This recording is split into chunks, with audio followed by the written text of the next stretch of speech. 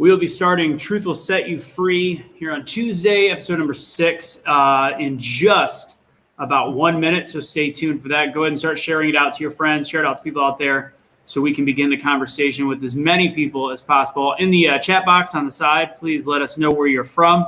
I know there's people who want to have questions, and we'll do our best to see them as they go. And we might, as long as we have some time at the end, try to answer a few questions the best that we can. So go ahead and start sharing it out. We'll start in less than 1 minute.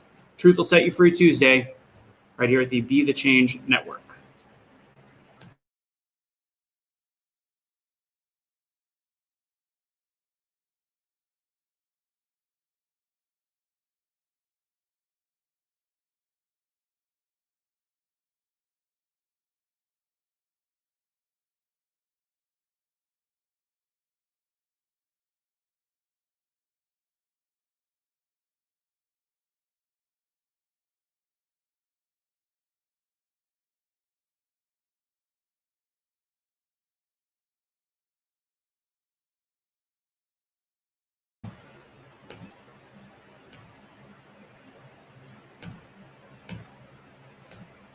All right.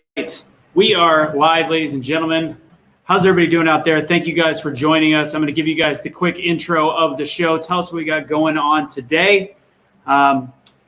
First off, I do want to thank you guys for being a part of this. This is it's getting bigger and bigger and better, knowing that we have the opportunity to start having a conversation and making an actual change. And that's all what this is about. Aaron had this amazing idea as I started having this concept and show to just create a conversation that creates uncomfortability, because in uncomfortability, you have the opportunity for growth, communication, and the ability to actually create the change that you want to see in the world. So I'm going to tell you a little bit about what we're doing today, and I'll tell you what we got going on. Then we'll introduce our hosts and hopefully learn a little bit more about what we got going on. So today we've got some really cool topics that actually are a little less heavy than we've been talking about in the past, but more about how to start creating that unity, how to start creating that concept of breaking down barriers. And I know that a lot of you guys started joining us after last week and learning more about what we do at BetheChange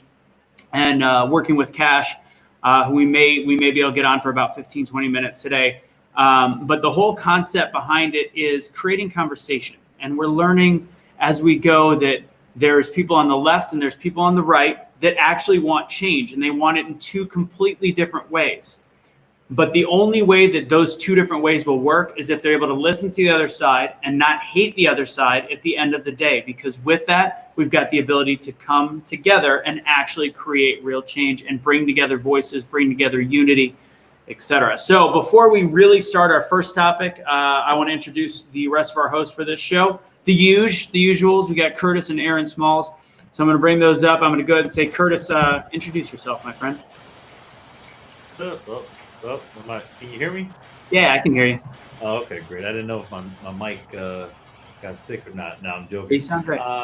Curtis, thank you, Anthony. Curtis Harkness here. I'm glad to be a part of the Truth Will Set You Free crew. Like Anthony said, Aaron brought this idea up about just talking facts, and Anthony and I are really, best friends. I don't know if he'll call me his best friend, but he is one of my best friends, even with that mustache. But no, we go back and forth all the time on different opinions, and at the end of the conversation, I always learn something. He says he learned something, but then at the end of the day, we're okay with being different on an opinion. And what we miss is that in real life, and people can't disagree and still be friends, that's a problem. So we want to help everybody just see that it can happen, and it's okay, even if I don't like Aaron, but I like Anthony. Aaron, go ahead. Oh man, forget you, Curtis. Hey everybody, I hope everyone is having a great week so far. Great Monday, great Tuesday. Hope you got some smiles in so far this week. But I appreciate you guys. Appreciate everyone that's on. In case no one has told you that yet lately, I appreciate you. So I just want you guys to know that you are appreciated. Like they said, I'm Aaron Smalls. Usually I'm in New York, but I am down in Florida currently, down in Orlando. My mom's down here. Some of my friends are down here. And New York is still on lockdown. So I decided to come down here. But like Anthony mentioned, talked about having this conversation openly on this platform a couple weeks ago, and it's been really great. It's helpful for me. It's helpful for Curtis. It's helpful for Anthony and for all of us, because it really is a safe place to be able to have this conversation. And that's really what we have to do. We have to be able to have this conversation and have an openness and be able to learn empathy, because I believe that empathy is something that you have to learn and develop and really increase over time. So I'm glad you guys are all here. We're going to get into it, this conversation, and we'll try and get to your comments if we can. But I appreciate you guys, and forgive me for not being in my normal suited up attire, but that is back in New York. Excellent. Welcome to the show, guys, and thank you guys for joining me on this journey where we're actually being able to start making an impact and share more and more. And the one comment we do have to start with is Kelly, because essentially we are sex symbols in the world Kelly. Of change. We are sex symbols of change. I don't hear that all the time, I promise. Only Anthony tells me sometimes. Come on, you can tell me every day. It'd be nice. So I'm going to tell you guys what's important about this. And sorry, before when I was doing my intro, my computer locked down literally 1 minute before we started. So I was still getting my sound right and all that stuff. But I do want to really talk about what the show is going to be about. First off, it's going to be talking about the program that we put up the other day on BetheChange called Join the Convo, which was fantastic. And at the same time, caused some people to have some confusion in conversation and messaging. And that's a real important part. And to what Curtis said, Curtis and I don't always agree, and we get into it in messaging. And at the end of it, the key is we both have different scopes of view and why we feel a certain way. And at the end, we still, it's that whole phrase of agreeing to disagree. And it's really amazing when you can realize that the reason why agreeing to disagree is not because I still think you're wrong. It's because I know that you see things through a different lens. So, and understanding that. So we're going to talk about Join the Convo. We're going to talk a little bit about some of the guests on the show. We had Cam Newton on that, and we're going to talk about some of the stuff that he said. Aaron's got a question regarding how can we actually find out what the truth is, what the news is, what's actually going on. And then we are going to talk about the shooting in Atlanta, the Wendy's situation, and our viewpoints on it. And we're not going to fully agree with each other, but we're going to talk about what is the best way to have that conversation. So I do want to start out with the video that Aaron found. It's a perfect way to look at since we're talking about how to have conversation with people different than you. And that's kind of what Join the Convo was for a lot of you guys that lean maybe right or have trouble hearing certain words like privilege and white privilege. And trust me, I'm part of that group. I don't love it. And then I start thinking about it and I realize it's not worth the fight, and just realizing that some people are hurting. I get hurt when I hear it. They're hurting when they say it. So you just have to understand that it's not all about that pain. So I do want to show this video. Thank you for loading it, Aaron. Before you play real quick, just to really quick introduce and preface it. So the video is from John Gordon. He is an author. He's a motivational speaker. I think this book that he's coming out with now is his 21st book, I believe. He's got 8 bestsellers. And I worked with him at an event in the past, and he was just absolutely incredible. So I found this and I wanted to share this with you guys. Sounds good. All right, let's go ahead and put it up. We got Kash. We'll have him for a minute, so we might change up our order in a second. But let's go ahead and play this video. When you put a carrot into hot water, I want to really drive this point home. What happens to the carrot? It gets softened, it gets weakened. Some of us are like, I have no idea.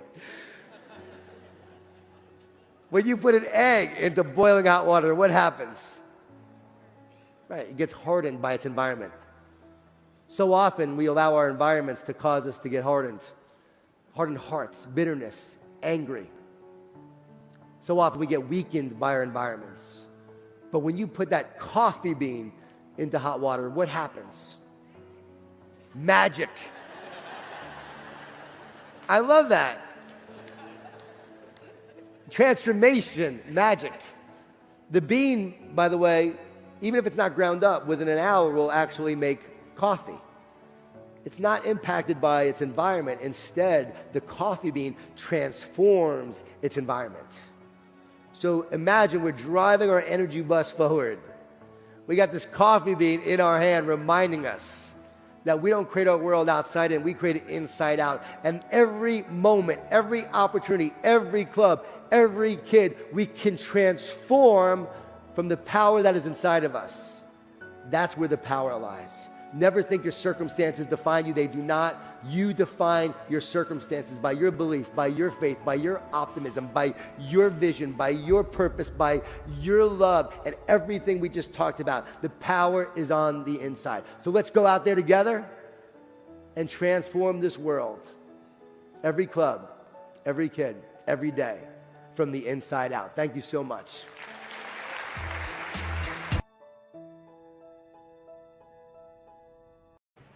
See, I love that, because the whole concept behind it is the ability to be flexible in your beliefs. And even if you truly believe that you are fully correct and everything that somebody else says is wrong, you have to see it through a different lens in order to have that conversation.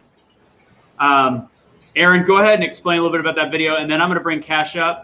We'll have him, because essentially it was a lot of the people with join the conversation that came and watched that were part of Kash's page that started having their own conversation on it. So I want to bring him up for that, and if we don't get to have him for the Wendy's thing, we could talk about that ourselves. So Aaron, go ahead and explain that real quick. Yeah. So with the video and with John, a lot of his big books are about positivity. About positive teams and positive leadership. One of his main ones is called The Energy Bus. And with that video, I think what is really impactful about it is that I feel like the conversations that we're having and what we're seeing in the media and what we're seeing around us is hardening us.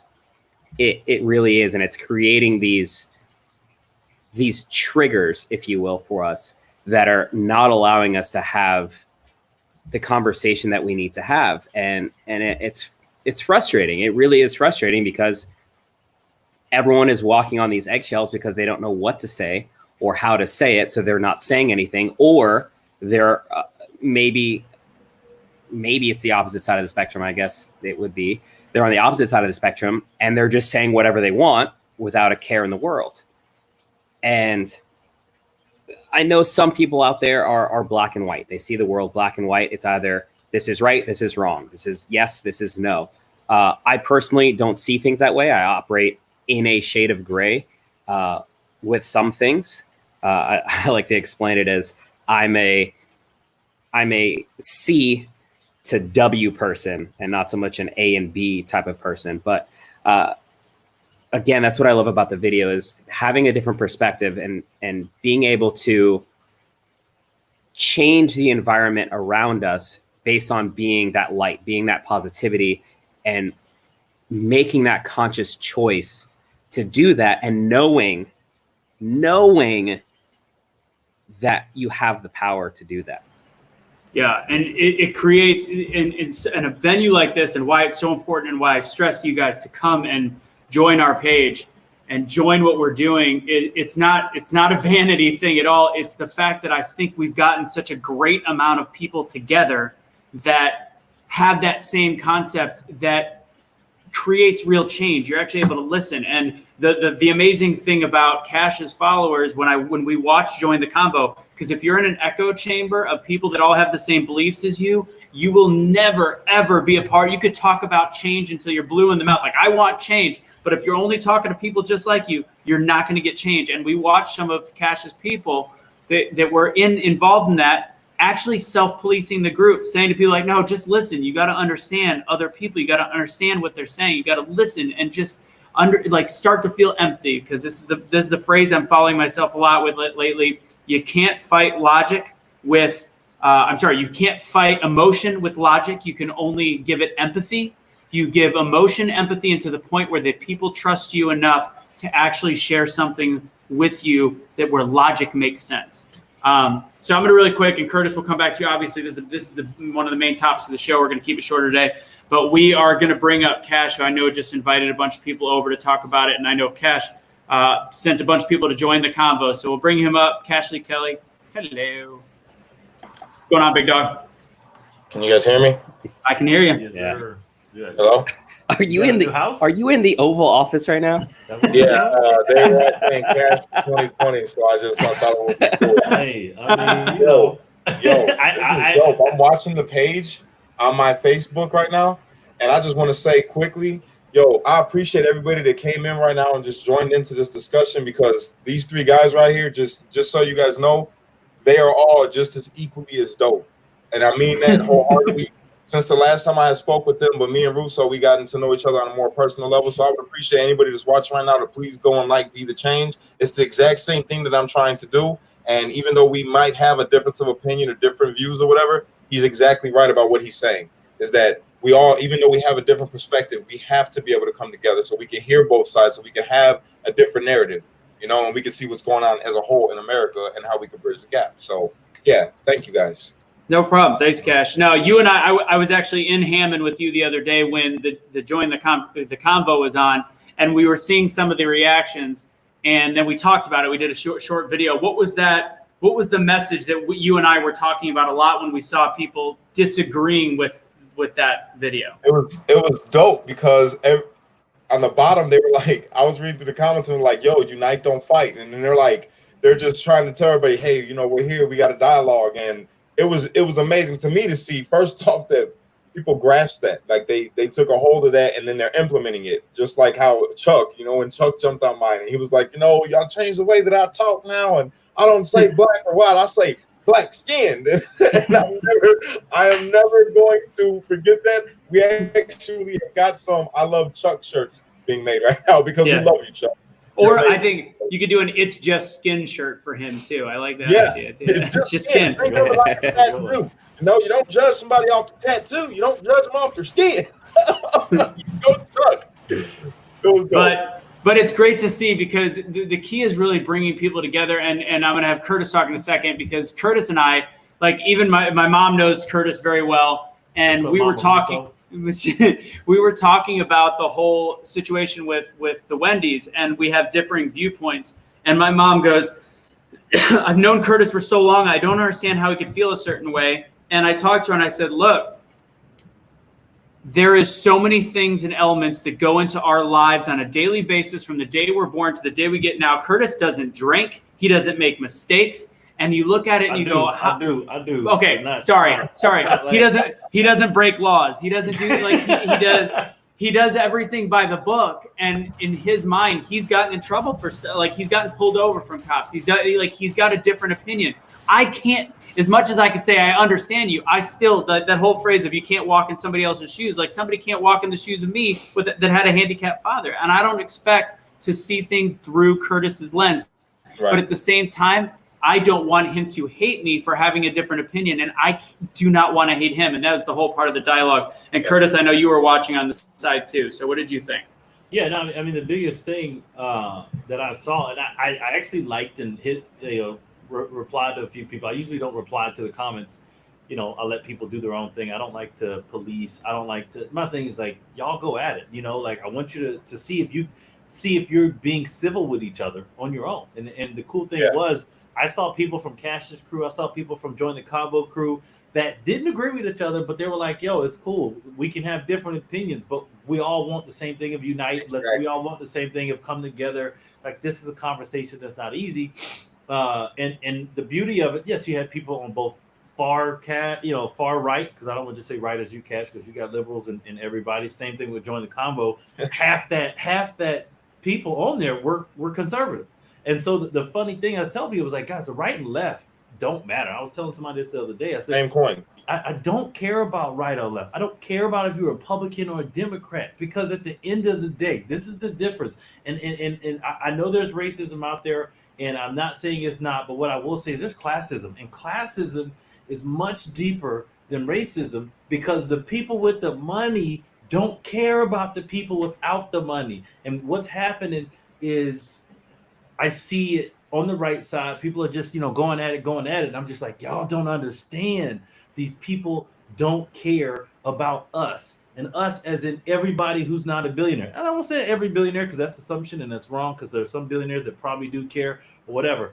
But at the same time, the level of money and the disparity and the difference, they are the ones who are trying to create a division. And I look at it and I love it to see people on both sides of a conversation policing together and I use that word policing on purpose, policing together to help the community understand why we have to come together. And that's the beauty of why I like having Anthony as a friend, because we can go at it, but at the end of the day, I know his morals and he know my morals, that at the end of the day, we want the best for everybody. And so even if we see it a different way, it's something that, I think that happens. And I love to see sometimes it happen like that and sometimes it doesn't. But, when we're in these different conversations that we don't always agree on everything, it's just a beauty to see people at least try to listen, because, there's always something we can learn. And I learned a lot from Anthony, even with his mustache. I always say that I learned a lot from him. And I think that if we just opened up and listened, we would understand other people's point of view, because everybody's point of view is different. And as a man, I can't say I understand a woman and, be like, oh, why y'all, whatever, because I'm not a woman, and I'll never be a woman. I'll never understand it because I'm a man. But I know I didn't do anything wrong, so I don't feel guilty. I feel empowered, and that empowerment I can help. That's a perfect spinoff point. And Aaron's going to have a question in a minute. But before we get to that, there's a comment by Deirdre. I'm able to empathize to the point it can be crippling, but it's worth it because I've been able to help so many people. And that's the point I kind of want to get at in terms of the morality. There was a post I saw by a friend of mine on social media, and I want to read it real quick because it literally is the opposite conversation of what we should be having, she's actually picking out the fact that people are having the opposite conversation of what's been going on and why certain people are so mad. People that, like me at first, that had to be broken down and had to turn into the coffee bean instead of the egg, because I'm like, I've done so many things in my life to help. And I've volunteered, I've given money. And then all of a sudden, because I won't put hashtag Black Lives Matter on my social media, I'm demonized. So it doesn't make sense. So this is just a comment of like, what's going to happen over the next couple weeks. Let's see. The Black Lives Matter hype is dying down, but this is where your true intentions are put to the test. Now is the time to understand that supporting the cause isn't about a single period of attending protests and sharing content. It's about making the stance against color-based discrimination a part of your being, a part of your day-to-day, where you're conscious to your own actions and words, where you're willing to respectfully point out a friend, family member, coworker, et cetera, is making a racist remark, where it's not, where you're not remaining silent and just letting it be. Black people will continue to plead for equality until they feel like they've attained it. It's up to the non-Black community to implement that change, because in the end, we are all the problem, not them. We have allowed it to reach this point. You're somebody's ancestry. You have the power to cut racism out of future generations in your family culture. Here's the deal. So to the people like me that have felt that way forever, and a lot of the people that I know are in this group have been like, I've always felt that way. Why am I getting yelled at? Why am I getting demonized? It's really, really difficult on a daily basis to keep fighting. So help me, because every morning I wake up with this same philosophy. We'll start with Aaron, then we'll go to Kash. Aaron, the message for people that already have been helping, and you look at the people that just put hashtag Black Lives Matter on their social media and have never done anything to create action or change in their life. Yeah, there's a lot of people that are like that. They will just post up to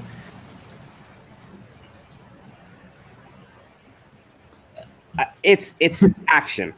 I'm trying to think of like a good way to say it, and it's action. And action isn't just putting the words up on the screen. Like that doesn't do anything. I can say, I want to be famous. I want to be rich. I want to be a doctor. But unless you actually put your words into actions, then it's not really going to matter, because being and doing is becoming, and that's the action that you need. So the people that are posting that up, like I like that they're supporting it, but at the same time, you can't support something blindly. Yeah. And I think a lot of people are doing that. They're just supporting blindly, and they don't know where it's coming from. And we'll get to it, but that kind of leads to my question that we were talking about earlier, that I'm naive to, and I don't really know how to do it. And that's, how do I research this information? What am I looking for?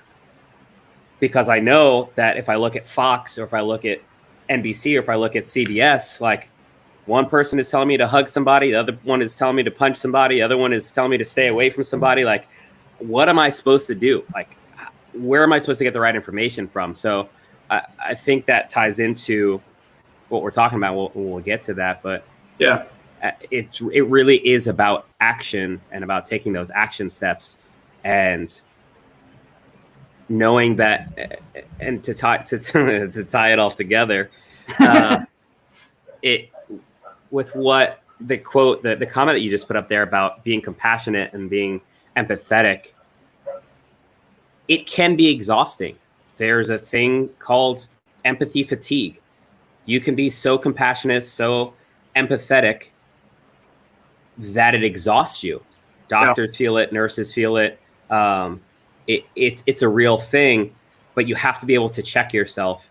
And again, that's a lot of what we're doing in this conversation. Is it's a good checks and balances for each other, because it's perspective. And I think perspective is a checks and balance system. And the more perspective you have, the more you're able to balance and check yourself.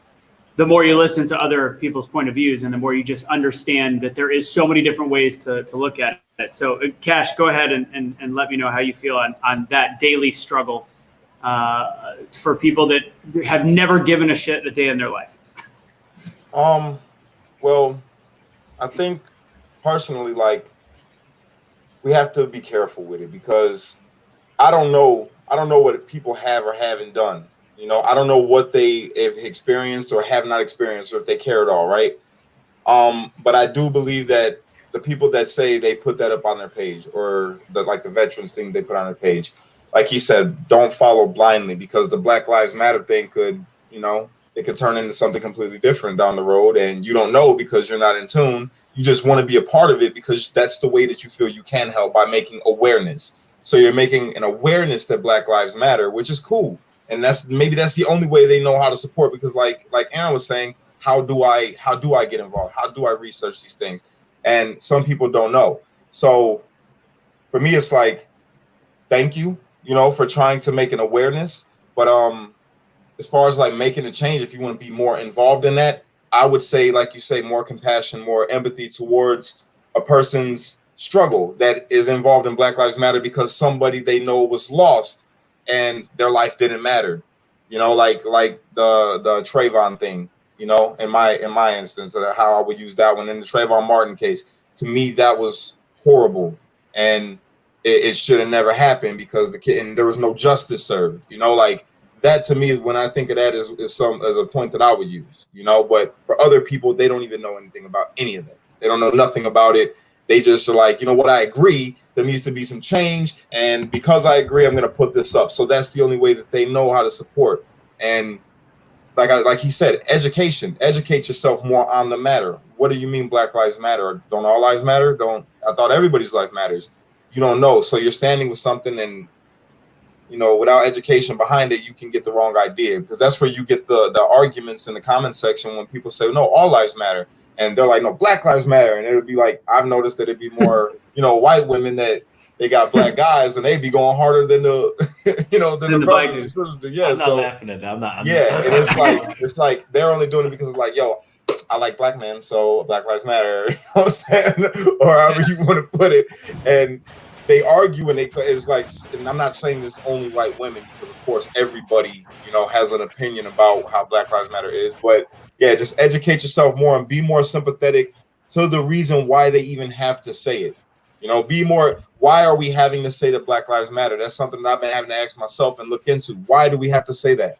And unfortunately now, like with the Atlanta thing, which I'm sure you're probably going to talk about later, I'm going to touch on later on my show, that's a real thing. Like, that's part of the reason why they're saying Black Lives Matter, because of things like that. Well, I'm not going to get into it because I'm going to go off topic, but yeah, just be more sympathetic, more empathetic, and more educated on that issue, man. When you put that up on your page, I see that you're making the awareness, but also go the extra step.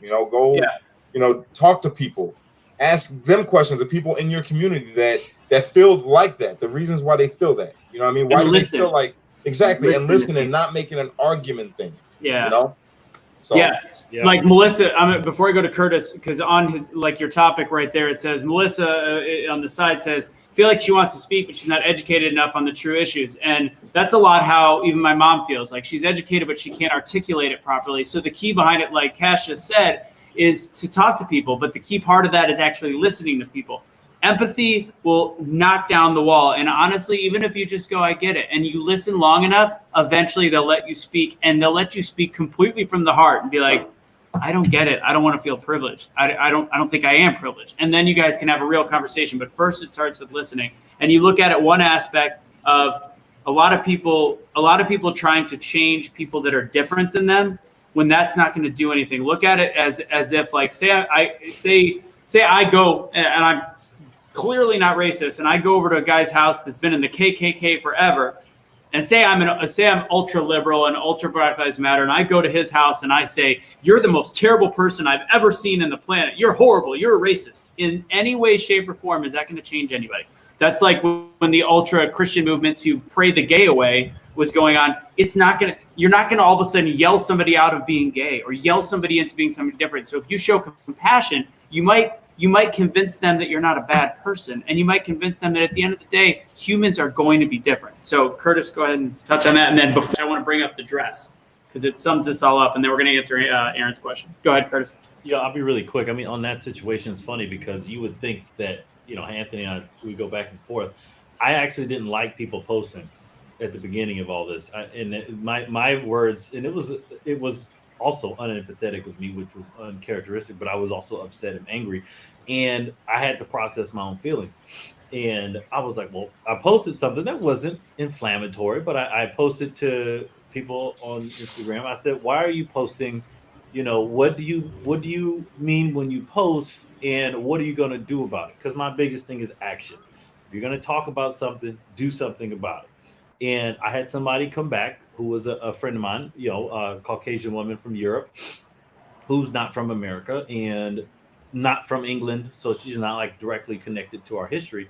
But she got very upset and said, Curtis, I don't know anything. I don't know how else to help. And I feel like you're coming at me. And part of me was like, I'm not coming at you. And there's a lot of other Black people that were like, that saw it and was like, man, that's right. Like, what they gonna do? Why they posting? And it's funny because you're thinking that Black people are like, yeah, post about it. But a lot of Black people I knew were like, no, this has been here. This isn't anything new.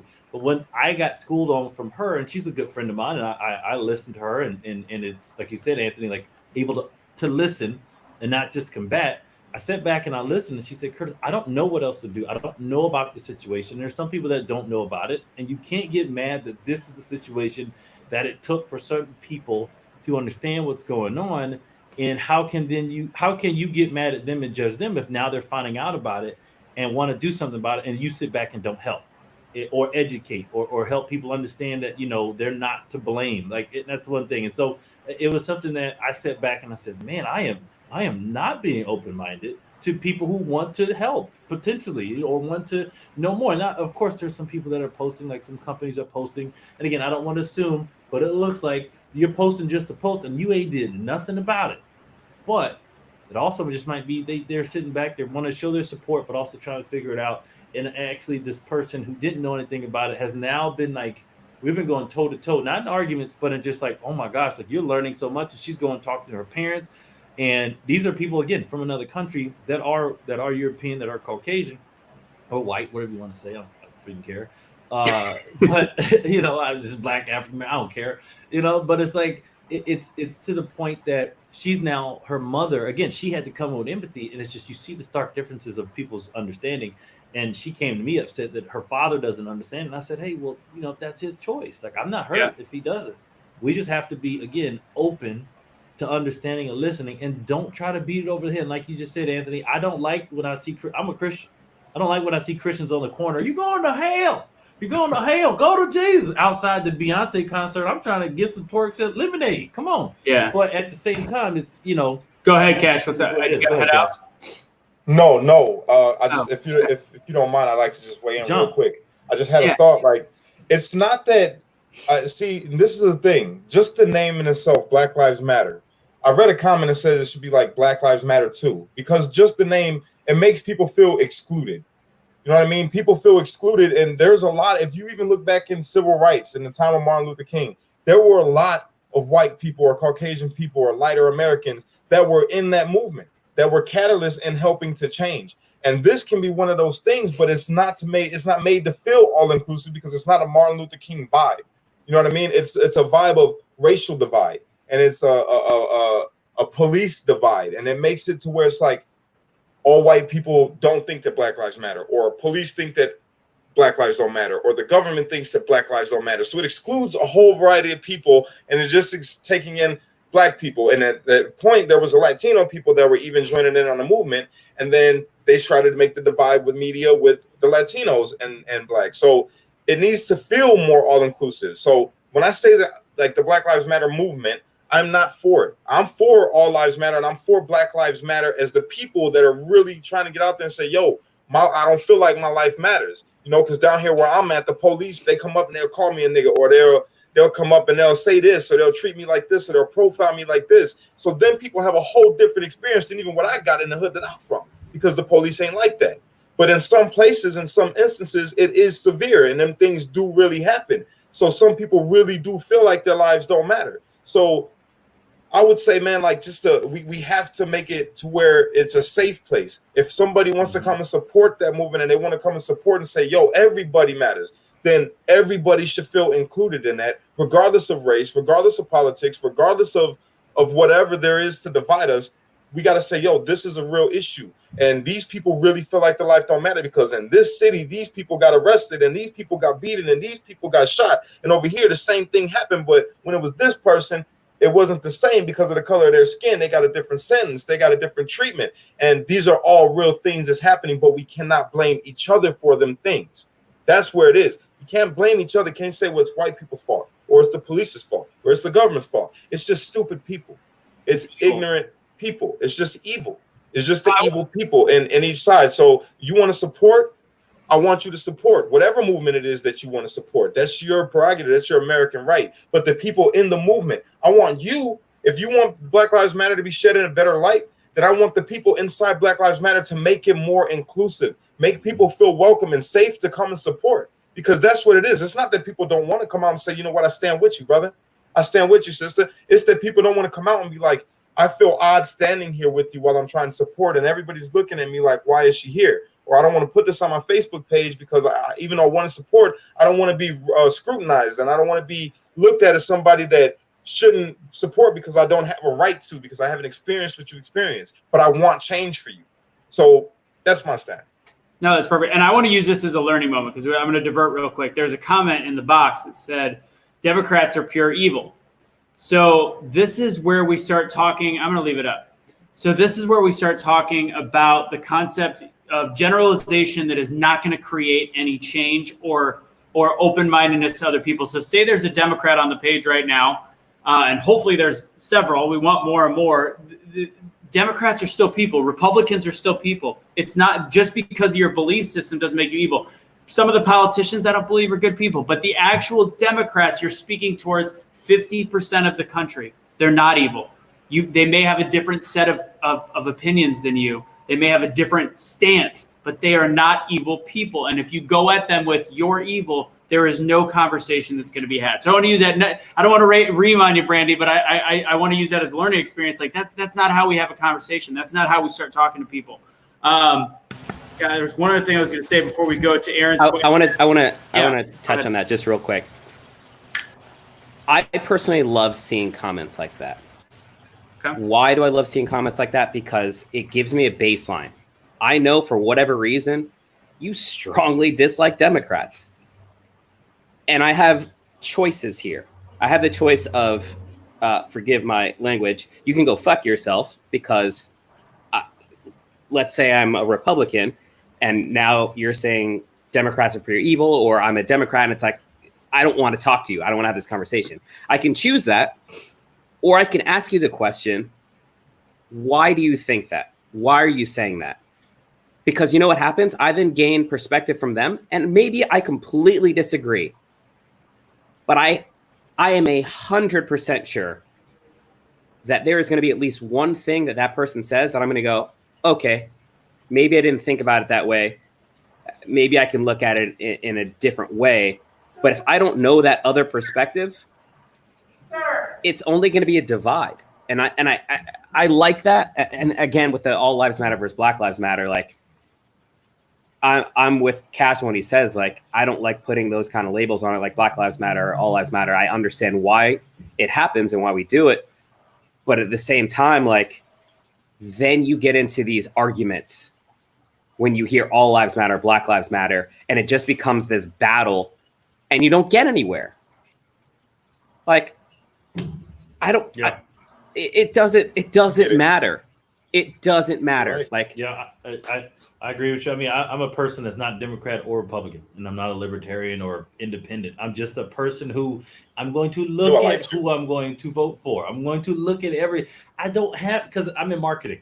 And the biggest thing, how do I get you to buy something, is I get you to see your identity in something. And I was watching service this past weekend, and it said something that was crazy. This pastor said, you know, I'm going to give you an identity. He called some people up on stage, and I'll say it really fast. Called people up on stage. He said, to this girl, you're going to be the patient Chick-fil-A cashier. So you're going to be two girls with attitudes at the front. And this guy, you're going to be a guy impatient. I mean, you're going to be a guy late for work.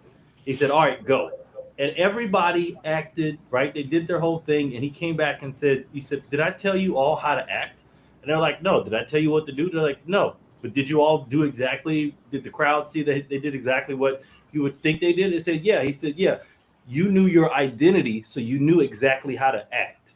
And that's what I think a lot of people are missing, is their true identity, because you're putting your identity in something that is flawed. And if you look at yourself and make your own choices, make your own reasoning, and really come at it with love, then you'll see that you don't fall in any one group. I don't like to be in a group. I don't like to be labeled. Don't call me introvert or extrovert. I like people, but I like my me time. Right? Yeah. I'm not a vegan or a paleo. I eat this food, but I'm also going to eat that. And so that's what I think that a lot of people fall into, is I'm a Republican. And you have to have that because you want to feel that way.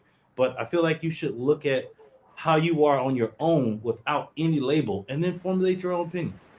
I agree 100% wholeheartedly, man. And like I say, when it comes to the politics, you know, I slipped up when I first was starting this, because I read something and it was about the Democratic Party were funding people to do chaos and all these things. So I'm like, yo, I made a status and I said, yo, not Republicans, Democrats are evil, you know?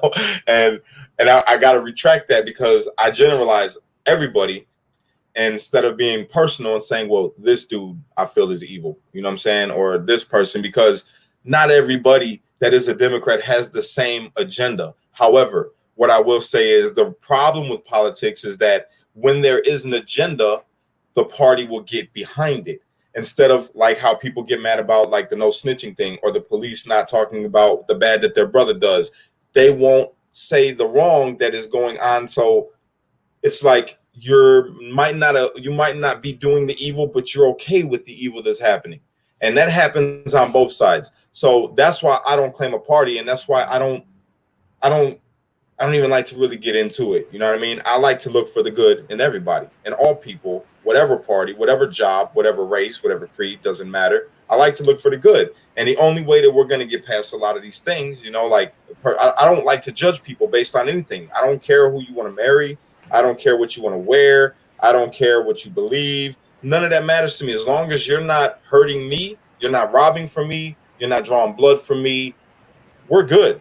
You know what I'm saying? We're good. You can believe however you want to believe. That's your prerogative. But when it affects me, my well-being, my health, my safety, my family, then it's a problem. And until those things, we can look at those things and be like, okay, well, this isn't affecting any of those things, then I'm pretty sure we can get past everything else, and we could come to some kind of way that we can dialogue, and we can speak to each other about the changes that need to happen, or about the hypocrisies, or about the demonology of whatever it is that's being done that you hate so bad that makes you say that I hate Democrats. Democrats are evil. You can't do that. You know what I mean? I mean, you can. It's your American right to say what you want. But I don't think that it's a wise thing to do. I wasn't wise when I said it. You know, I can't say every Democrat's bad. I got friends that are Democrats. You know, so I just fun fact. So as you can tell, I am white.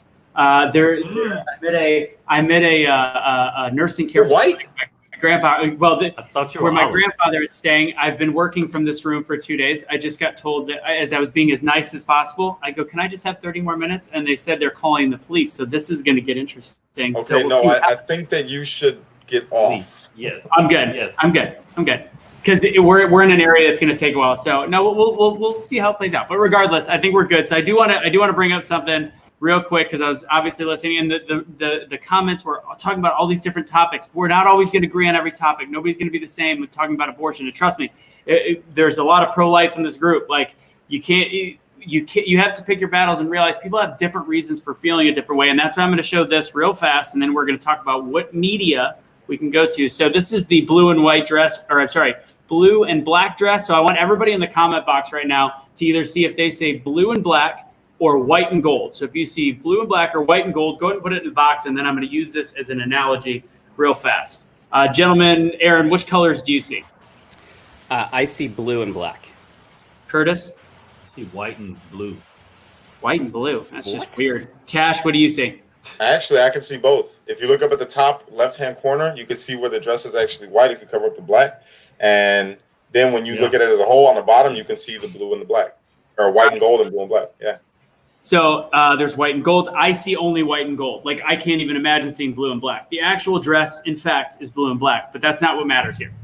Keep going if people are putting it on the side. But the whole concept behind it is it's actually a fascinating study. There's a lot of blue, but blue and gold, y'all are weird. All right, so there's a really there's a really interesting philosophy here, and if you look at this gold and blue and black dress, the reason why people's eyes see it so differently, it was an internet sensation about 4 years ago. People kept sharing it. It created all these huge arguments. Is the background of the image, that light that's shining into our eyes. So the way the human eye works is it takes very little triggers, very, very little triggers, to change the actual image that you see on a daily basis. So our backgrounds have shaped us to look at something in a certain way, and two people right next to each other virtually can see two completely different images. And that goes for every aspect of your life. You are never going to understand what causes somebody to think something in a different way. And that dress is the analogy I love to use because it shows those differences. So please remember that the human eye is the same as the human body and the human mind. It all is interconnected into realizing that there is a million things that happen a day, micro issues that change people's perspective. So just please remember that. I got to go to the comments, see what's going on. Yeah. Hey. Yeah. I just want to tell you. All right, this is going to be very interesting because we're going to see how the police interact with you compared to how somebody else would say they would interact with them. But I want you to understand something real quick. You know, I love you, right? I got to tell you. Now, you're going to be in the wrong going into this. You're going to be in the wrong because it's a public place, I guess, I'm assuming, or private place, whatever. But they told you that my family pays a decent amount for I get you. Payment. So I am in the wrong, but if somebody comes, they will simply just go. I want to see what's going to happen. I have my mom calling right now. See what the thing is right here though, right? That's a perfect example. So my thought and Cash's thought is like, oh man, you don't want to leave, right? True. And so Anthony's like, well, nah, because you get it. You get it. I understand. So that's the funny thing. It's like because I saw it, and I was like, oh. And I already knew it was like Anthony's gonna stay, but in my mind, I'm like, I would have been like, oh, word, got you. All right, thank you. I do have short song, so I'm not gonna lie. You said that, and like my hands are sweating right now. My heart rate is up, and I'm sweating. Anthony's like, hey, I'm back. What up? We're like, I'm just saying. And so like that's funny because like I saw that reaction, Cash, myself, and even Aaron, and then Anthony's like, I'm gonna stay. See, I was like, I ain't wait. You know what I'm saying? Because I got faith in my mom that she'll take care of it and she'll circumvent it. No. My mom would tell me get up and go. Hold on, wait, Marion, please clarify something. Someone said that we have to pay to watch you. Is that true? No, Facebook is free. Facebook is free, baby. I'm for the people, by the people. See your shirt, America, baby. America. Hand of the free. All right? We were talking. So also, he's got on YouTube too. It's free. Yeah, YouTube. He's got a Patreon though that's got some.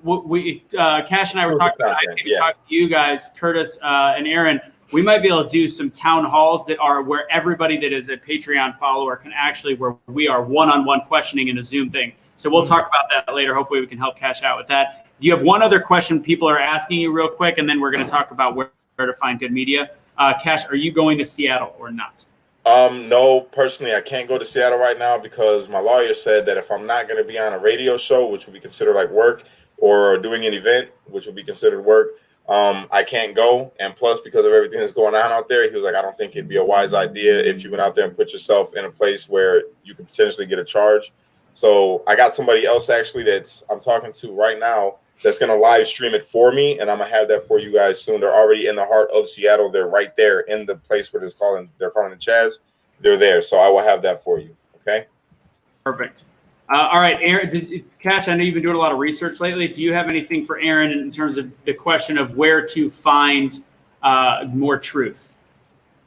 Man, truth is everywhere, bro. You could look anywhere for truth. I look personally, people. I try to look up people that live in places where they're saying things happen, and I look up and see what they see about it, and I look on both sides of it. I look up different news sites, like you say, Fox. I look for all of them, right? I'll check out all of them and take what's true to me out of there, because they're all going to say some of the same things. They just have a different narrative, and you can kind of pull what's fact and what's fiction just from that, because there'll be different narratives. So it's all just, I guess, wisdom I use when I'm looking at stuff to find out, and then I put it out there for the people and then see what they feel about it and find out what really happened, because people actually be there, you know? But yeah, everywhere. Truth is everywhere, bro. Everywhere and nowhere at the same time. Curtis, where do you go? I mean, it's kind of like Kash. I've been blessed to have a lot of different friends that are in different areas, and they tell me what's going on without trying to filter it, because they know I don't like the BS and they don't like BS. Even though we all work in marketing industry, but no, I talk to the people. I look at outside views of America. So I look at, I lived in France for a little bit, so I try to look at the French newspaper to see what they're saying. I had a little ball, ball is life a little bit. I want to go to France, man. Let's go, dog. I learned a lot. One thing I will say is I learned why I needed to learn French and went to their country, because I want to be respectful. And it was so funny to be cast in the light of you're an ignorant American, but learning somebody's language and learning their plight, which is exactly what this is about. Yeah. Learning how to correctly, effectively communicate with them was the way that I was able to connect. And when people say they hate France or Paris, I had the best time of my life, and it changed who I was as a man. I was 21, and I wasn't say young and dumb, because I had a girlfriend, never cheated on her, but still, it was like it changed my life to understand. I didn't. Hey, Anthony will tell you I didn't. I hear you, brother. But anyway, I'm being funny. But the truth, I look at it is I really look online and don't just read a newspaper headline. Try to find some factual, and then try to back it up with a few different resources. Like I always go to the encyclopedia, because some of that history is wrong or might be missing, but at the same time, they ain't really changing it that much. So I try to see, okay, if I can try to find some history, or I'll go talk to an old person, because they have lived through so much. And I've been blessed to have some people who are 80, 90. And I just ask them, hey, what happened back then? And they're like, well, actually, this is what was going on. And you learn a lot. So talk to your old people. Doesn't matter if they're black, white, Hispanic. Talk to old people. They have a lot of wisdom, and they'll help you calm down and work through your emotions. I have a mentor. He's 78, got cancer, and he's hanging in there. But he's definitely helped me work through my emotions. And like Anthony and I said, get out of your emotions. Keep your emotions, but don't let them drive you to the truth. Let your truth drive you, and then your emotions just can be emotions. Work through it. So that's why I look around and I read. I try to read. What I can see is right. And then, of course, I'll have to look at Fox. I'll look at CNN. I'll look at MSNBC. And then when they all overlap and you got that little circle thing, there's a little area that they all going to say the right thing at one point. That diagram. Yes. See? Hey, you smarter than me, Aaron. Well, France, I'm sorry. I'm back on the France thing, because that's dope to me that you went to France. That's freaking awesome. So you speak French? Petit un peu, just a little bit now. That was 10 years ago, but I speak a little bit still, and I can get over to order us food. I got a friend, dude, that's Haitian, or not. Well, yeah, he's Haitian by ethnicity, but he's from Canada, and he speaks French, he speaks English, and he speaks Spanish. Me, I speak German, Arabic, Spanish, and English. And that dude, he's one of the most intelligent. I'm gonna bring him on the show. He's one of the most intelligent people that I've ever met in my life, and he's like into politics and stuff. So he's been really excited about everything that's going on. I was gonna talk to you about that, Anthony. I want you to meet him. Yeah, absolutely. So here's the deal. It sounds like my mom bought me 20 minutes with the front desk. That's the message I'm getting. So we're down to about 18. So I want to answer Aaron's question real quick. And I do have one thing I'm going to post in here It's called it's like Real News. I'm sending Agenda Free TV. It's the most boring dude on the planet, but all he does is give real news, and it's just reporting of it. That's one of the ways I get it. It's like C-SPAN, but online. I do watch C-SPAN. That's mad boring. But they don't lie to you. They don't lie to you. You just see it. And then you can see the BS on both sides when they in there. You just be like, y'all are BSing. Stop wasting my money. I don't want to pay y'all this BS. Sorry. I get it. No, you're good. On that. You're good. What I would suggest, though, and I've talked to Curtis and a little bit with Kash, you have to. So if you look at the article, you get past the headline. Even if it's on CNN or if it's on Fox, the two sides that are playing against each other, and you actually look inside of the article at the statistics and the actual quotes and reporting, and also you have to use a little bit of deductive reasoning to go, okay, that's a outlier. That's just one interview. That's one person. But when they actually provide statistics and facts, that's the best thing that you can share for truth. And if you look at Snopes and PolitiFact and truth, all the truth checkers, a lot of people will say that they're bought by one side of the media, but they may say the top is false or true. That's actually not the right answer. The article below it is what explains it. So if you look at Snopes and it says something like false, look at the rest of it where it explains all the numbers. Like, I'm not going to get into it because there's a whole different story, and apparently I don't have time for it. But like, if people that say, does Black Lives Matter funding go to the Democratic National Convention? Discussion for a different day. If you go to Snopes, or I think it was PolitiFact, whatever it was, it says false. But then if you read underneath, it also doesn't disprove it at all either. It just can't prove it. So do your best to really look through those. That's my best suggestion for you. So since the big thing we really do need to talk about, we got about 15 minutes, and I know Kash is going to talk about it later. The shooting at the Atlanta Wendy's. I think everybody knows what happened at this point. I do encourage anybody that feels either way to watch all 43 minutes if you really want to have a solid opinion about it, because I did see people's opinion change today on social media that were so anti-police officer on that one and just said, God, that's two big mistakes. But that's what's going on. Who wants to go first? Raise a hand. Well, Kash has got to bounce out. He's going to be talking about it. Oh, all right. No, you're awesome. Kash, thank you. Yo, I would love to weigh in on that. Hey, both of you guys, first off, you guys are dope. I would love to have you guys be on the panel on my show too, because you guys are awesome and I love y'all. So, yeah, we need to make this thing happen. Y'all have a good day. I'm sorry I can't weigh in right now. Castro, what time is your thing, Kash? Just at 7:30. 7:30. Central time. Got it. So 8:30. All right, you're in the office. You got to do your presidential duties, bro. Yeah, get out of here. Yes. All right, guys. You guys have a great day. God bless America. Take it easy. All right. Excellent. All right. So let's riggedy wrap. But I do want to talk obviously about this issue. So I can lead. Curtis, you want to start? It's up to you. For me, I mean, you know my stance, and they don't. We've been talking back and forth. I look at it as this, I want everybody to go watch for themselves and look at it.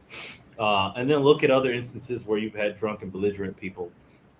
But what I don't want to do is bring up, race or anything like that in this situation. I'm trying to break it down more of operations and what happened and safety issue for the general crowd. And when I look at this, and I've been able to talk to a few friends that are police, and I can't name them, and they can't come out and speak publicly because of, it is what it is. I understand.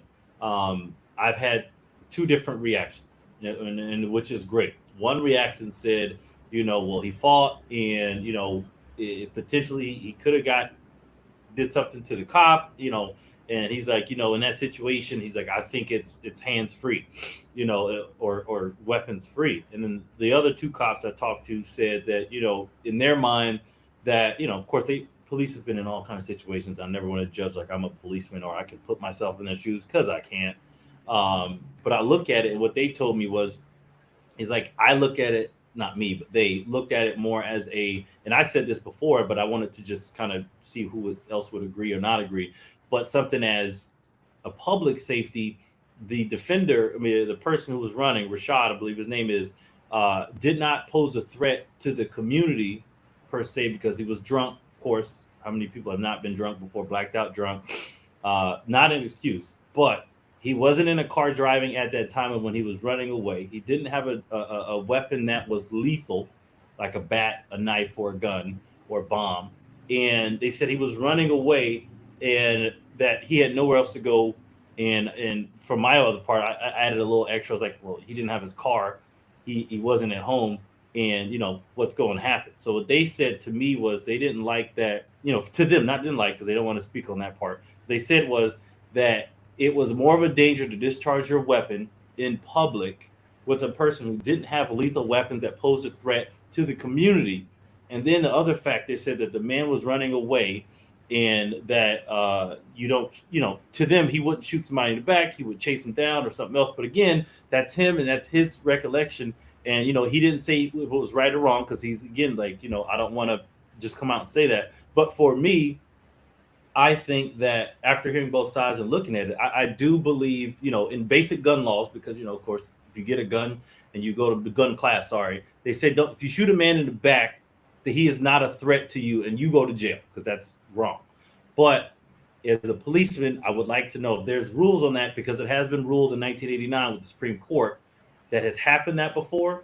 Now, on my stance is I don't think that they should have shot him in the back as he ran away, even if he had a taser and turned around while he was running away. That wasn't a lethal weapon. But then again, as everybody knows, I'm not in that situation, so I can't fully judge them. So I want to have to leave it up to the judge and the courts in that situation. But in my view, I want to say I don't want to say he was wrong. I just want to say that I don't believe that that was the right course of action. And, again, I'll have to let the courts decide because that's who have to police it. So before we started the show today, I actually had a phone call with an officer from St. Louis, Missouri, who the interesting thing about this, it's very hard to get a police officer on right now because of how difficult it is to just speak in general, afraid of losing their job, afraid of making a mistake. We might be able to get one on, but we have to make sure he knows the questions because he can't make a mistake. Otherwise, he loses his job. But the person I spoke to is actually a specialist in police shootings. He literally investigated over 300 in his career and talked about the shooting in the back. The shooting in the back thing is very interesting because we think of it like it's in a movie and somebody's running.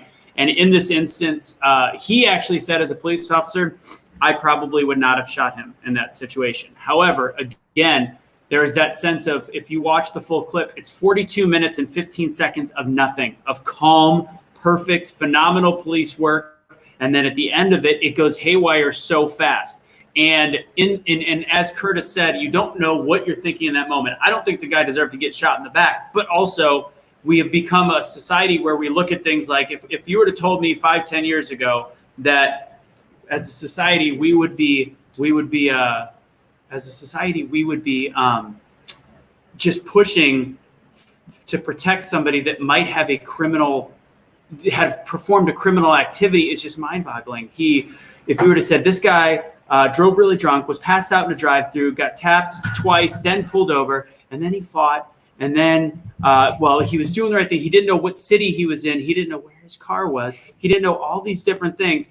And then right when he was about to get arrested, he got in a fight with the police and then grabbed their taser and then shot at one of them with the taser. And he ended up dead 10 years ago. The fact that we would even be considering protecting this person, it doesn't matter what color he was, it's just mind-boggling to me. And that's, I think that he didn't deserve to die, but at the same time, I feel like he's in heaven or wherever he's looking down, watching the instant replay and going, God, that was some dumb shit that I did. Like, that was stupid. Like, why did I do that? See, but that thing where you said even 10 years ago, that's the problem, that we wouldn't even be considering it 10 years ago. And that's where we should be at now today, because you have to consider these things. The other thing, 10 years ago, they didn't have body cams because technology wasn't as advanced. I can't believe 10 years ago, which is crazy. But at the same time, I look at that as like, we can't go and say 10 years ago, because if you go 50 years ago, how many years are you going to keep going back? Because 50 years ago, this would have been justified and they would have been like, hey, okay, great, let's do even more. And more people have died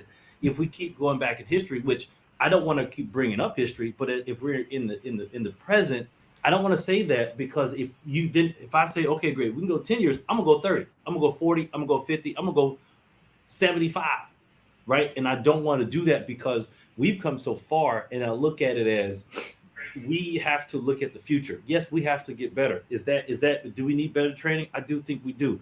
Are there people who aren't going to cut it? Yes, there are going to be a lot of people who don't cut it.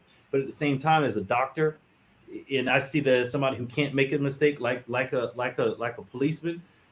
I have to have you best trained, and we need to invest more money in the police. We need to invest more money in training. We need to invest more money in ways to help people understand that there shouldn't be a divide. There shouldn't be a fear of the police, and that happens, with everybody together. And again, I agree that that's a in the moment. And again, like, I can't be the one that says bad, but I'm gonna let Aaron speak. It happens so fast. Really quick, Aaron. The other thing that happens when something is so calm like that for 40 minutes is you get lulled into a place of complacency. And also, one thought that goes through my head is that he stole the taser. It's at night. People, aggressions or emotions are running high. And he knows he's got the taser, but in the back of his head, does he have the taser? Something just got shot. The police officer looks like he got hit with the taser. Do you no matter, even in the training, there's still a human being that in 15 seconds had to make a decision that was not good. But God, that's a lot happening for a human brain to process in 15 seconds. Go ahead, Aaron. If I give you gun and power, you gotta be able to rise to the occasion. And the other thing, the police officer that I talked to, I'm talking just in case I get booted. He talked about over the years, because of police brutality, they've taken away things like batons, and a lot of them don't carry it in risk of different things. And that would have been a situation where they could have used it instead of all they have now in most cases is a taser and a gun. And if the taser, they got that stick. Not all of them carry. They don't all carry it. A lot of them don't. APD do. At a lot of them carry it. Sorry, Aaron, go ahead. So, oh man. Okay. From what I know about the police, their slogan, their motto, whatever, is to protect and serve. If we want to, I don't believe that right or wrong, good or bad, I don't believe, let me stick to this, what we're talking about. I don't believe he should have shot him. I do not believe that. This is why I believe that. One, he was whether he was out of his mind and he was drunk, or he was under the influence, whatever it was, he wasn't in his right mind. He didn't know if he had margaritas or if he had daiquiris. He didn't know what city he was in. He kept talking about getting a burger and fries, and this guy clearly doesn't know what's what, right? So in my mind, I'm not a police officer, so I don't get this, but in my mind, it's like, why isn't the first thing to make sure that this guy is okay? Which I believe that the first officer was doing that. He just wanted to make sure that he was okay. And I'm pretty sure, if I heard it correctly in the video, he was like, do I really want to deal with this right now? He was already kind of in a state of mind, right? He was already kind of in a state of mind of what I believe to be frustration. The other officer came in, and what I was hearing from the other officer is the other officer was just trying to get him to say, I am drunk, I am intoxicated, whatever, so that he could arrest him for a DUI. Yeah. In the whole process of doing his nystagmus test, where he's checking his eyes for the ticks, in that whole process, in the field sobriety test, there are pieces that he clearly does not understand. So he's not of the right mind to do anything. So then I go, okay, over this span of time, is this man a threat? If I'm a police officer, and again, I'm not a police officer, but this is what I was thinking watching, trying to put myself in the shoes of a police officer. Is this guy a threat? He is not complying with a lot of things. He's been told, sit back in the car, get back in the car, do this, and he's not complying with any of those things. So I just don't understand why there wasn't a, sir, kneel down, put your hands behind your back, sir, kneel down, put your hands in an interlocked position. I don't understand why there wasn't one officer behind him and one officer in front of them. These are the things that I don't understand, and I feel like it escalated. He wanted to walk home. He wanted to do all this other stuff. Like, why couldn't someone else have been called? Like, he's saying that his girl is right down the street. Why couldn't they, like, sir, call her to come drive you, or like from a legal perspective? So the rule in most precincts is somebody put, why couldn't the police take drunk people home, give them a fine instead of arresting? So in the state that he was in, he was so ridiculously intoxicated that you can't trust the actions that they do later. So if he were to go to his girl's house, and I know his car is still there, but if he were to go to his girl's house, take another car out and hurt himself or somebody else, so he could actually get in an accident by himself and kill himself, and the family could sue the police officers. Perfect. So you said exactly what I kind of wanted to hear you say, is that they knew. They couldn't trust that he would do the right thing. Yeah. So it should already be, they should have already gone into a second positioning to put him in the back of the car, or to have him sit back in his own car, or whatever it was. You talked about the complacency. Like, I think that did happen. I think they got too complacent with him, and then it escalated. But again, he wasn't in his right mind, so you kind of had to know that. Yeah. But again, when things, and that's the human psyche in 30 seconds, whether they're not superhuman, they're not machines, they can't all of a sudden go, oh, fight or flight, and then that happens. So I'm going to make one final point. I'm going to let you guys wrap up the show so I don't get arrested. Yes. So the big thing is, when you look at this and you see that the Wendy's burnt down the next day, and you see that there is questionable aspects of the police, and the issue behind it again comes to truth and comes to the media. And for example, last night I was watching Anderson Cooper explain this story where he omitted every bit of information there possibly could be that incites people to be angrier and angrier. He did not even mention that it was their 43 minutes of footage. He said, man was, asleep in his car. He was drunk. And then he talked about, they did little bits and pieces. The key part that I found amazing is when he fell on the ground, when the body cam fell on the ground, Anderson Cooper goes, somehow the body cam fell to the ground, when they were in a fight that happened out of nowhere. Like, to use that kind of language and to not be honest is what creates people getting angry and creates people thinking things. Like the original post said, one of the first things I saw was man drunk in his car sleeping black man in his car sleeping drunk killed by police. It incites violence when it's totally not necessary. And what's happening in the world around us now, because of that kind of concept where we just ask people to just take a beat, take a second, is you've got 5 random black men that have committed suicide in the West Coast that doesn't fit. And then you've got the story of the woman in Manhattan who's 92 years old that got pushed over by a young man and hurt.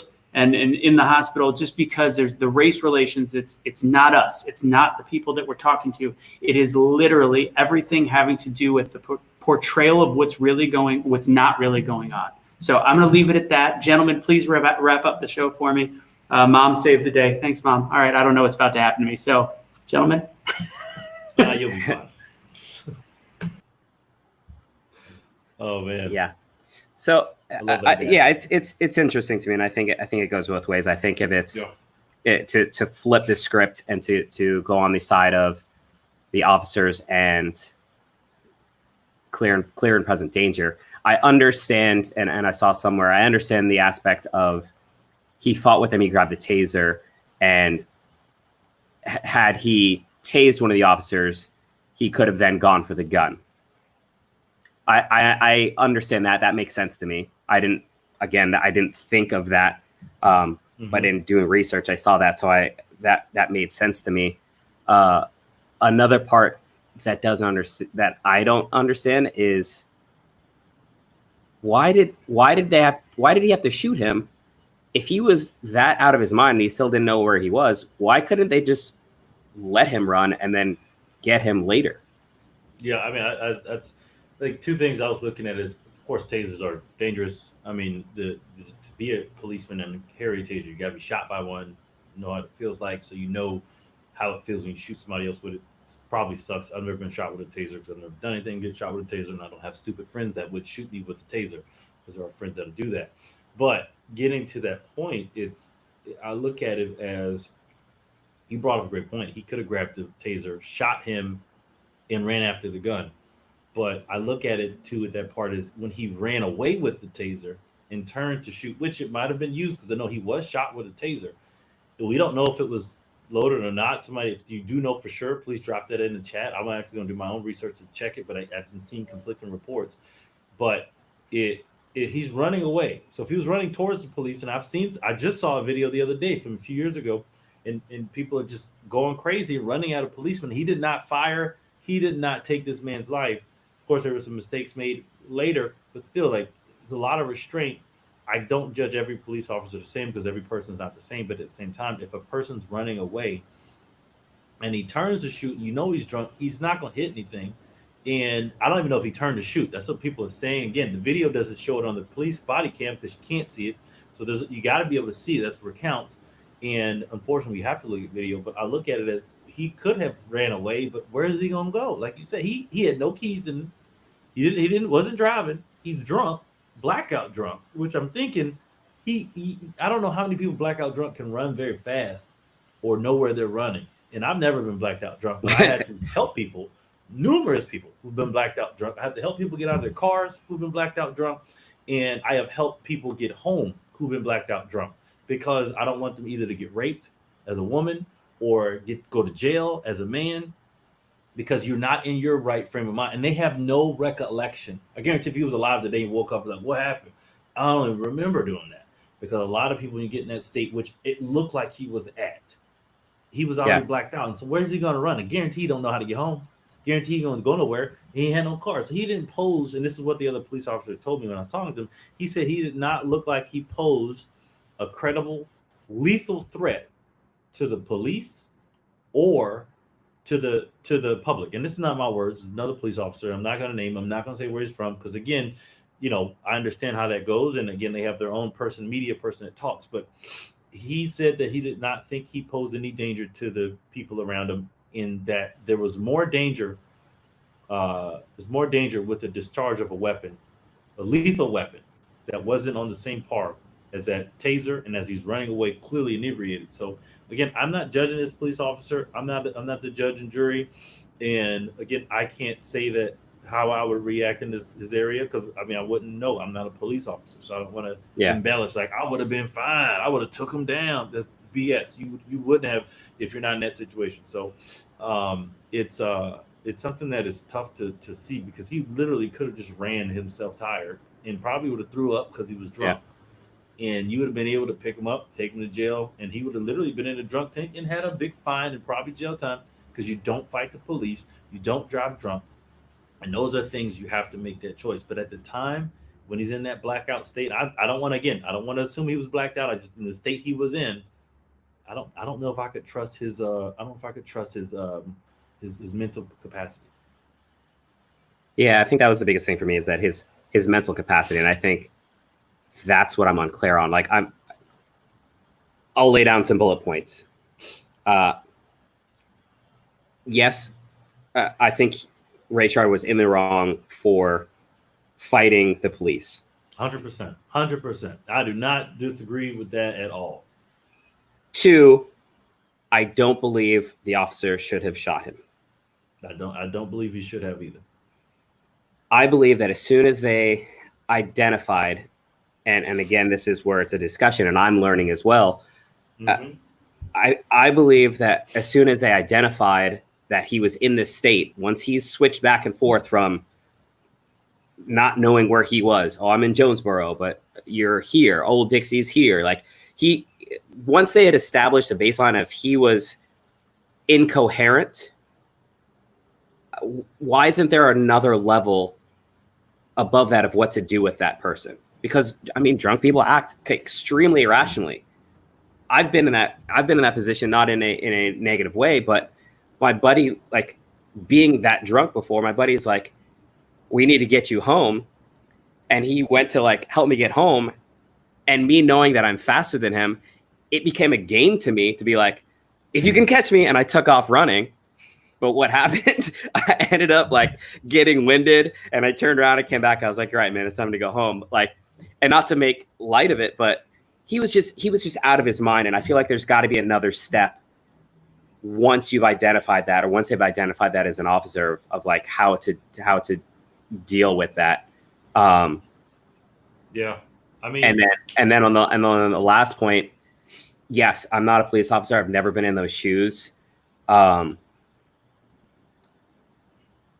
it's just terrifying. It's just terrifying to know if maybe it was a mistake on Rayshard's part. Like maybe he came to and his mother, who he said just died, whether that was true or false, I have no idea. I didn't dive that deep. Maybe that was something that, like, there was emotional or physical abuse to him. And he woke up in a state and someone was grabbing him and he freaked out because that's what he thought. Like, I don't know what his state was, but there's got to be another step in the process once someone is incoherent like that, of how to deal with them or how to secure them so that they don't act, so that the officers are safe. There's got to be something to keep the officers safe in that situation so that they can keep doing their job. But there's also got to be safety precautions to keep us safe. Mm-hmm. Because I hate to admit it, but like years ago in my younger days, I could easily see myself being in that position. I really could. Making some kind of a mistake, being outrageous, but it again, like you said, Curtis, I'm neither the judge nor the jury. I'm just watching, and it just hurts my heart to see somebody else die like that. Yeah, I mean, I will say on the police's defense, because again, I hope everybody know I love the police. Yes, I have an inherent fear that I do my best to not act on. I do my best to address it because of what has happened to me in the past, and being a person that was taught don't do anything stupid and you just won't go to jail. Mm-hmm. But sometimes it's not the case. You have to be extra good because you don't get that second chance. And I've seen that second chance happen to people.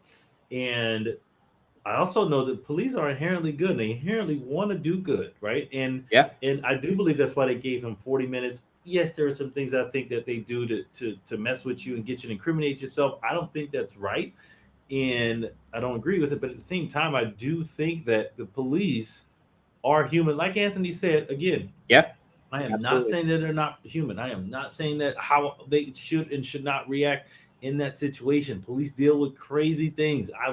I pray for the police every day because they see stupid, crazy stuff, and to have to see that and deal with it and then go home and try to be a family man or family woman is very, very tough. And it's nothing that, I want to tell anybody, you should suck it up. No, that's the wrong thing. I think we need more mental health therapy for the police, and there needs to be a culture that it makes it okay and not weak that you get help. And that's something too in the men community that I think, but getting into that deeper, I look at it as with the police, like it's something that it's a split second. And as much as I say it's wrong, at the same time I go, he might have just not been in the right mind as a police officer where he thought it's the right thing to do to protect somebody and do that. And I can't fathom myself and doing that. If I was a police officer, again, I'm not, and I'm never going to put myself in their shoes. But at the same time, it's just like I try to realize how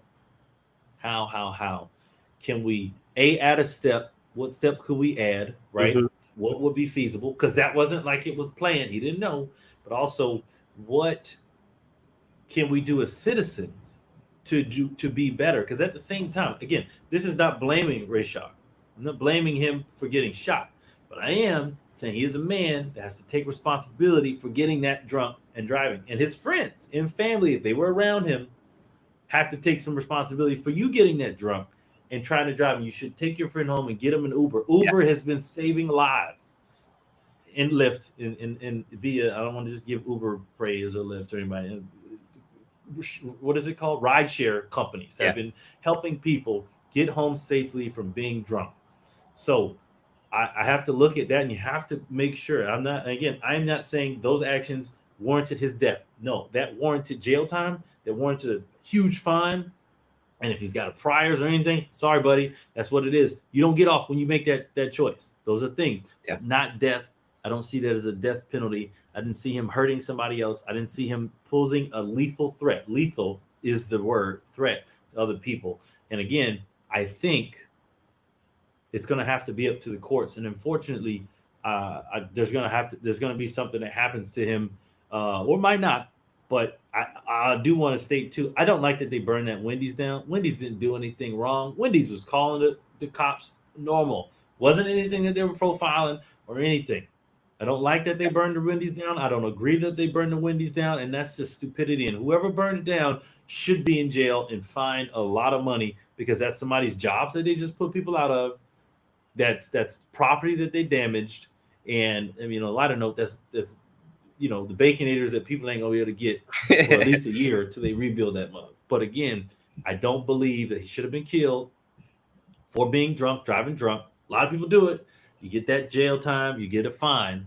But I do believe that, we have to just wait and see what's going to happen in the courts, and that we approach this with love, but at the same time, just like, hey, let's figure out a way. How can we be better and help minimize these deaths from happening out there? And it's tough, but I don't want to keep going on. We're out at 1:30 almost. Yeah, we'll kind of wrap it up with this. But so if there's anyone that's just kind of joining us or is new to this platform, Curtis, Anthony, and I, when we have guests on, this conversation is more about perspective and openness and having that dialogue with one another in an open, safe space. We are not experts. We don't know all of the answers. We're just creating a platform and we're opening it up to be able to have this discussion with one another and with your comments, so that we can gain perspective as well and to understand where you guys are coming from. And we thank you guys for your input, for your questions, for your comments, the good, the bad, the ugly, all of that. We thank you for that. We kind of go back and we read the comments and we kind of get a better understanding.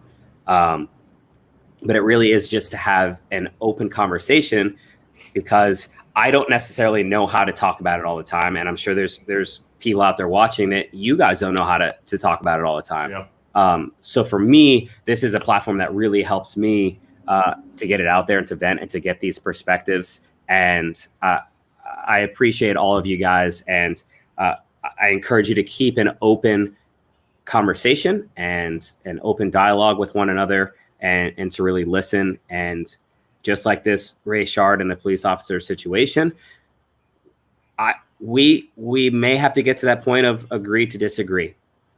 But we are not the judge. We are not the jury.